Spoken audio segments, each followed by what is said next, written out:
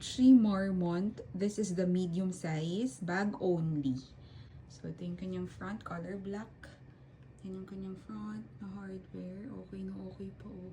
Kahit yung eyelets niya, gold na gold. There. Okay. This is the side. Ang mahal na ng ganito ha. Next, this one is the likod. Yan. And the other side. There. Bottom of the bag. Corners nito maganda lahat. Corner 1. Corner 2. Corner 3. And corner 4.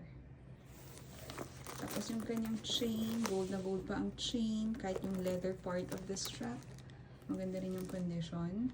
And then yung loob ng bag. Then under flap. Ayan, under flap. May mga scuff lang siya.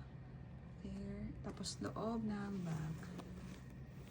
Loob ng bag. Okay, open. There. Yung mga white, batik-batik na stains. Super mura lang nito.